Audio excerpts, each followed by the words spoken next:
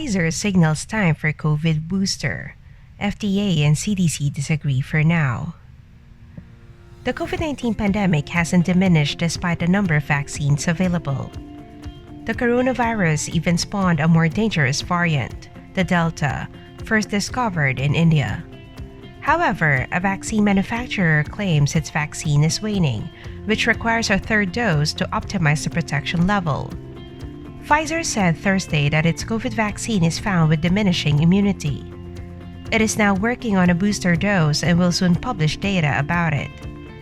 Once the data is available, it will also submit details to regulators, including the US FDA and European Medicines Agency. Pfizer plans to seek emergency use authorization for the booster in August, though two federal agencies in the US didn't agree with Pfizer. The agency said that companies alone can't make decisions whether a booster dose is needed. Just hours after Pfizer made the announcement, the FDA and CDC released a joint statement. Americans who have been fully vaccinated do not need a booster shot at this time, they said. The statement noted that fully vaccinated people are protected from severe disease and death, including from the variants currently invading the US like Delta. But those who aren't vaccinated remain at risk of severe symptoms, hospitalization, and premature death. Both two agencies explained that a rigorous process is required to determine if a booster is necessary.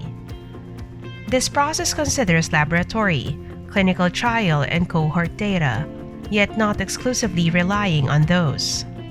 The World Health Organization told CNN that no one knows whether boosters will maintain protection against COVID due to limited information.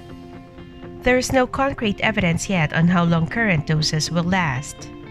Plus, no sufficient data has determined if these boosters are truly beneficial or which groups will benefit the most. But why did Pfizer suddenly make an announcement without seemingly coordinating with federal agencies? The company likely based its decision on the data released from the Israel Ministry of Health.